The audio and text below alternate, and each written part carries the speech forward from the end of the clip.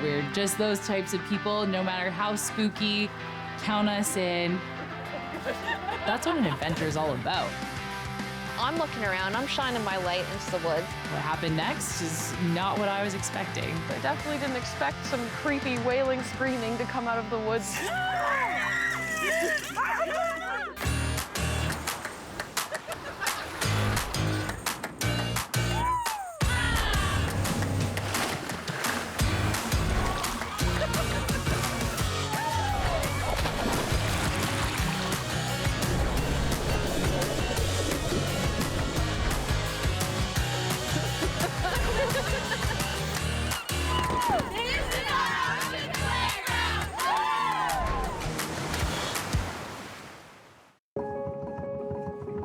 Previously on Ocean Playground.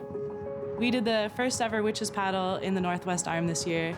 It was really nice to see how the stand-up paddleboarding and kayaking and canoeing and rowing community were able to get together and show some love. It was a lot of fun. There were a lot of witches here too, which was so exciting to see.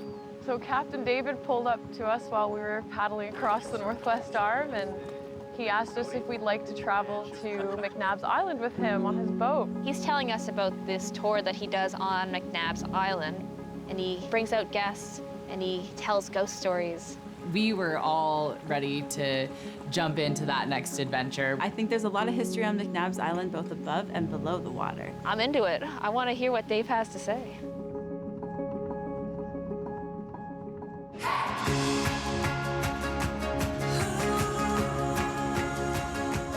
I think the fog is gonna lift a little bit, but I like it, setting the mood for a spooky adventure. Yeah. I guess David will be popping around the corner in a second to pick us up. Our friends were actually already over at McNabs Island having a scuba dive experience. Girls and I, Jen, April, Alana, and Julia, we had made a plan to go to McNabs Island in the afternoon. We actually had the chance to get out a bit earlier and do a dive on some of the shipwrecks in the cove. And then we were going to meet up with Caitlin and Kirsten later on in the day in time to get together for Captain Dave's ghost story. If we're gonna go out there for some ghost stories, we might as well squeeze a dive in while we're there.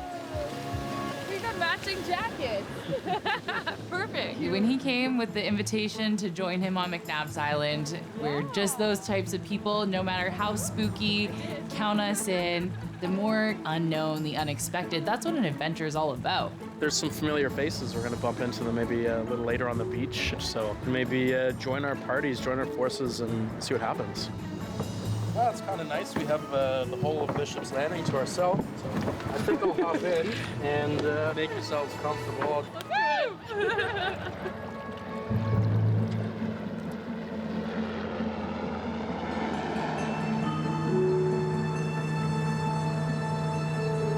Definitely has a spooky look to it, doesn't it?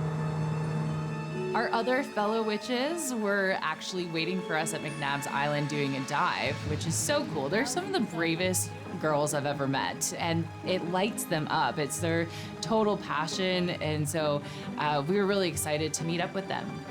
There's a chance that we could find some actual artifacts. Beeline for the boiler. I think that's our plan.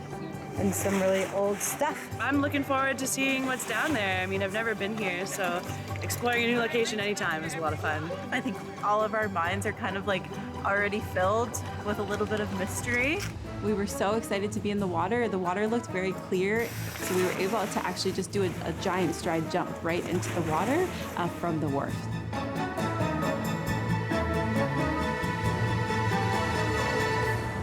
So this is definitely a spookier side of McNabs Island. Where are we, Captain Dave? What's this cove called? Ives Cove, and Ives Point is out here just kind of behind us. It's the northern tip of the island, the side that's closest to Halifax and Dartmouth. Thank you. When we arrived at the island, the girls were actually already on their dive, which did make it ominous right from the get-go, because it's like, okay, we know they're here, their stuff is here, but where are they? You know, they're under the water. The fact that the water here was crystal clear with a sandy bottom and healthy eelgrass beds all around, I was mesmerized. It was a spectacular dive, and we had a lot of fun. Not many people in Halifax or Dartmouth have ever seen this perspective before. It's kind of interesting, this contrast. If you look out like along the beach, you've got the scattered remains of some old work barges and things. It's like a picturesque scene of like rugged Nova Scotia coastline and nature here. And then you get past that last tree and you're looking at downtown Halifax. Yeah. And you'll notice that it was a little rough and choppy and a little windy out there on our way over, but in here is nice and calm. We're protected from the wind, so it's a nice place to come in a boat. We knew it was going to be a special experience, and so Caitlin and I took that opportunity to do a little bit of exploring around the island, see what we could find, see what we could feel. The top of this hill, you've got Fort Ives, and then when you get up to the fort, there's going to be a road that goes left. That'll take you to the farmhouse. Okay. Have fun, enjoy. We'll see you in a couple of hours. All right. All right. Whew, my heart's already starting to beat a little bit more, getting a little fluttery. We're on this island in the middle of the ocean, surrounded by trees, of course, but there was absolutely no wind, and it was peaceful. All you could hear was the odd chirp of a bird and a couple crickets. Even our footsteps felt quiet.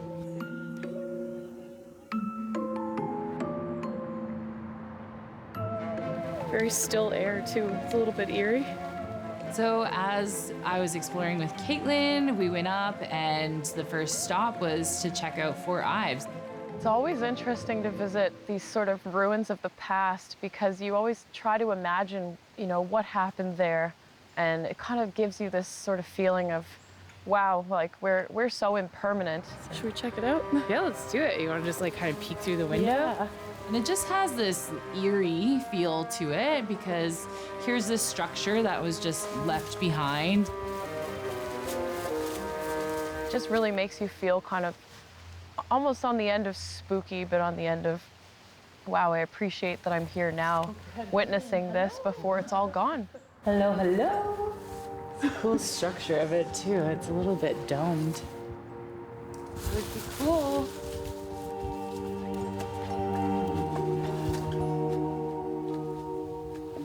It was a peaceful experience, very quiet, very relaxed, very still. Taking in how peaceful it is here. So that's the only kind of energy I'm picking up on right now. It's just kind of nice to be away from civilization.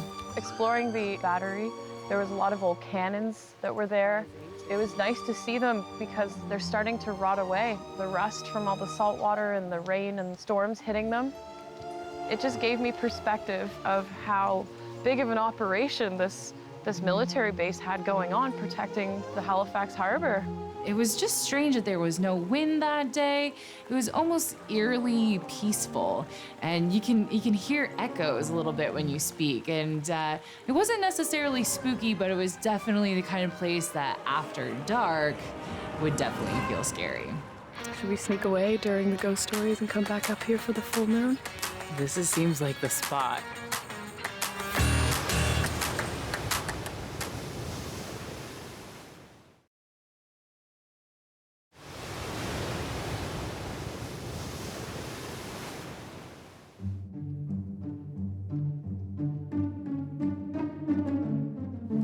The day has finally arrived that we get to go to McNabs Island with Captain Dave for this ghost adventure that he has cooked up for us. The girls and I, Jen, April, Alana, and Julia, we had made a plan to go to McNabs Island in the afternoon so we could squeeze a dive in, and then we were going to meet up with Caitlin and Kirsten later on in the day. We knew they were probably going to be diving for a little while. There's some cool things for them to explore down there. While the girls and I were exploring the history of McNabs Island below the water, Kirsten and Caitlin were going on an exploration above the water.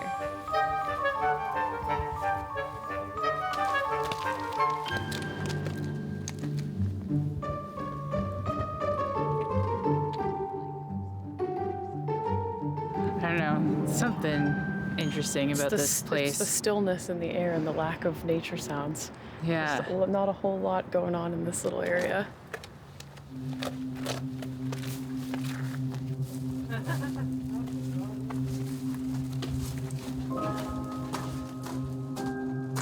Here's this structure that was just left behind, and now people can go and explore.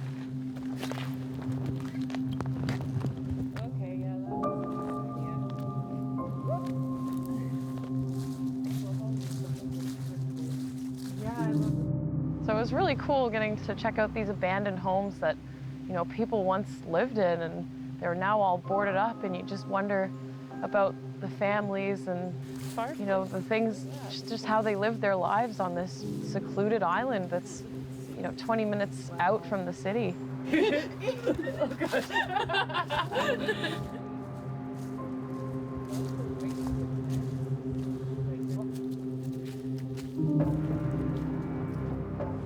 And it just makes you wonder, like, whose home was this? Who were they really? And what was their life like? And they're pretty big homes, and you can see a little bit into them, but not much. And so it just makes your mind wander, and that's definitely a spooky experience. Let's just knock and see if we hear anything. Just absolutely stunning, and it had this beautiful, like, white wraparound deck on both sides, and it was just spectacular. The way it stands there, it has a real presence. Should we sneak away during the ghost stories and come back up here for the full moon? Seems like the spot, yeah. This is definitely. After exploring, we decided that our dive friends would probably be finished up and that we should head back in and connect with them. I think I was the only one whose first time it was on the island. Everyone had all these like previous stories of times they've been to the island, exploring different places and doing photo shoots like Kirsten. Hanging out on the beach, having a picnic with Alex and Shannon and Maggie. We did a photo shoot. We all wore black dresses, and we kind of had just like a blank look on our faces. Just kind of like spooky, ghostly women at the lighthouse of McNabs. This is the first time that I've actually been on the other side of the island as well, so that sticks with you. You feel it. I think I hear our diving friends along the water. Oh yeah, I actually see some bubbles. I can see them. You guys made it back pretty quick. You didn't take too long up there. Did you see everything? We had a peek into one of the rooms. We took some peeks. Yeah, we were on the other side. I wasn't about to crawl in there. We dipped our toes in. Yeah, I'm just getting set up down here, and we've actually got the scuba divers out diving on the wreck right now. You can see their bubbles. Seeing the bubbles of our friends under the water was definitely comforting, and I was just hoping that they didn't stir up any spirits in their dive. So Caitlin and Kirsten actually arrived to the island while we were on our dive, so they could only see our bubbles. They couldn't actually say hi to us. Once we surfaced from our dive, Kirsten and Caitlin were right there. I was super excited because this is actually the first time I've seen them out there diving, and I'm very interested in that. Hey Jen, why aren't you wearing your witch's costume? Didn't fit over my dry suit. I can't wear a witch's costume in the water.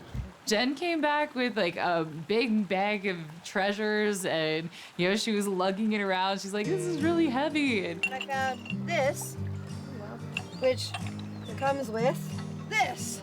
she had a hammer in there and some old bottles. Some of them will have like a line here, like on each side, and it means it was like a mold. So they're not like mass produced, they're like an actual like mold for the bottle. Because these materials don't decay and degrade the same way that they would if they were still on land, the water really preserves a lot of shipwrecks and different remnants from human history in a different way. And because of that, we really do get to go back in time when we get to explore some of these artifacts. And that's why I love being a scuba diver so much. And that's why I really like to share these stories with other people that don't have the chance to see it for themselves. Looks super fun. I really wish I had my diving gear to jump in with them.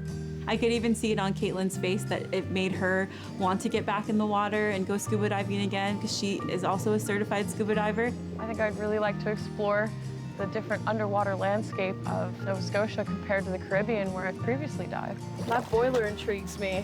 It's really We went cool. right in it. It was really cool getting to like go right inside the boiler. When you're looking at it from top side above the water, you have a much different perspective than when you're below the water.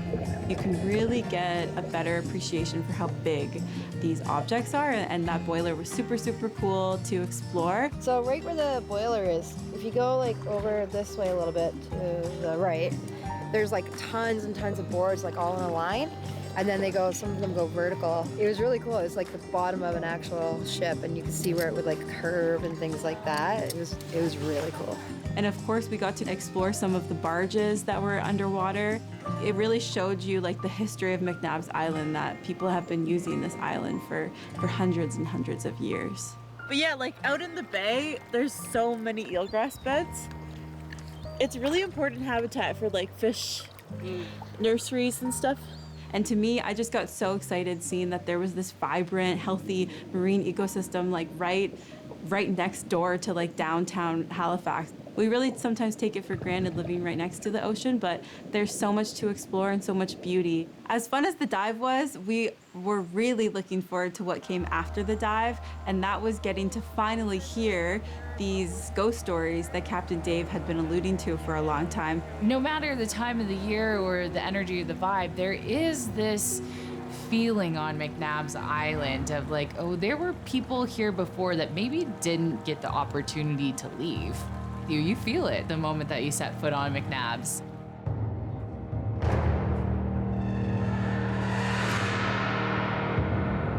Dave is telling a story. We're into it. Did you all hear that now? Yeah. But we've been hearing this noise.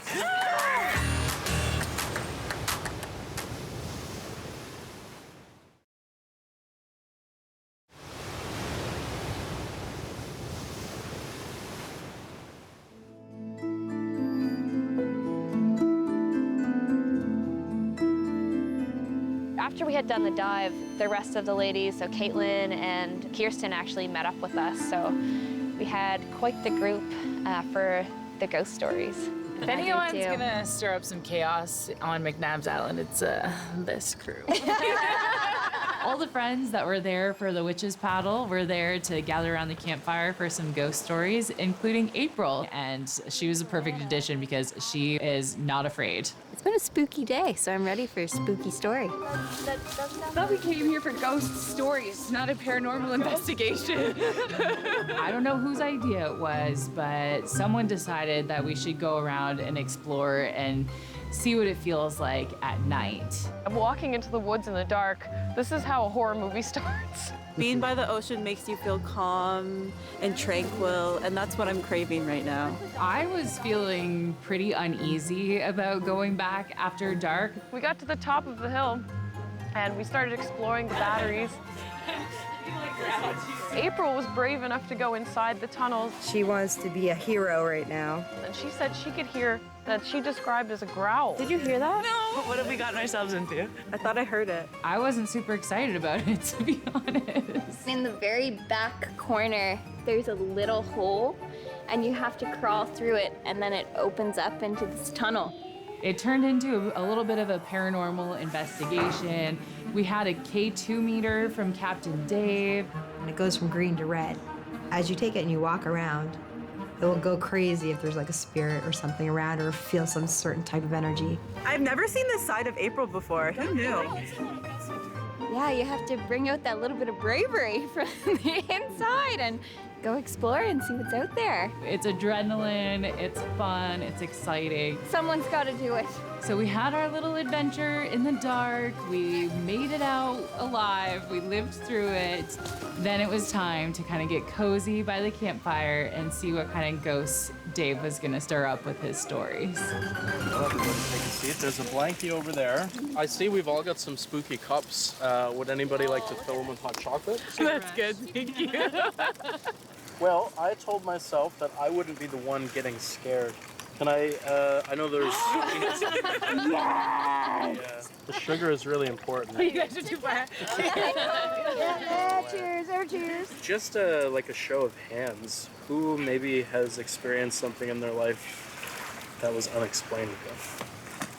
Here we are gathered around this propane fire, and David has got his back to the ocean, and we've got our backs to Fort Ives and the forest, and we're just tucking in, grabbing our hot chocolates, and what happened next is not what I was expecting.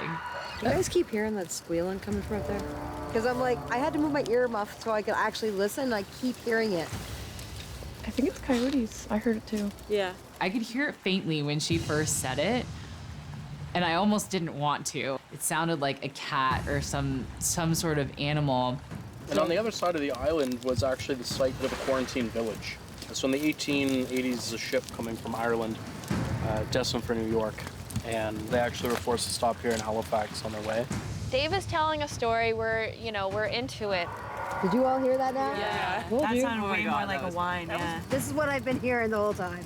But we've been hearing this noise, so everyone's kind of on edge. And every time that we tried to listen to hear the sound, it would stop. And then when David would start speaking, the sound would come back.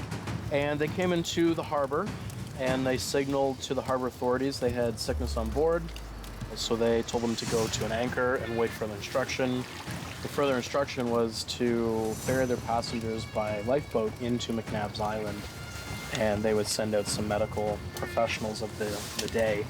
I know I'm looking around. I'm shining my light into the woods. Like, I'm very hyper aware of what's happening. The more you talk, the louder it gets. Oh my God. Keep going. I definitely didn't expect some creepy wailing screaming to come out of the woods while I was sitting around a wholesome campfire for spooky ghost stories.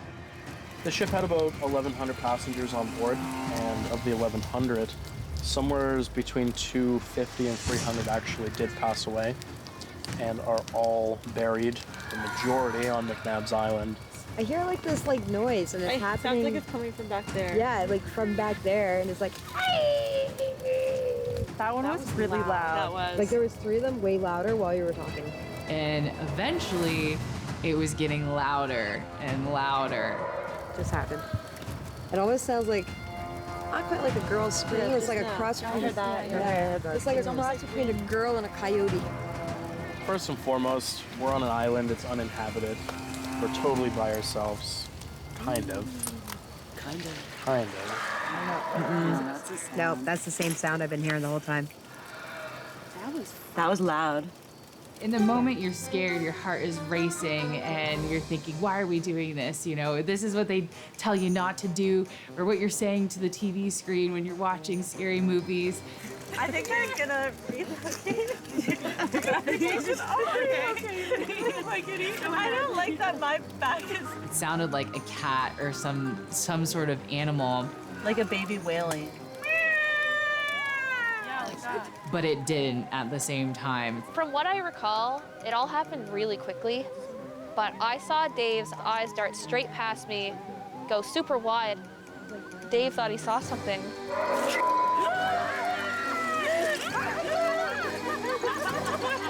I don't know. I don't know. All right, thank you very much. Thank you for... We know it's all in good fun, and so it's really cool to actually have that kind of experience and just laugh about it afterwards, and I will not forget it. Are you okay? Yeah. And then we were paddling, like, oh my gosh, it's hot. Sweating. There's no butter knife. Ending the night on McNabs Island, how magical it makes it all. Starting with moving into the water dressed up as a witch, and then being on an island, an old island that has a lot of history. You never know what to expect, and you're left with memories that don't haunt you. They're memories that you cherish. This is our Halloween ocean playground.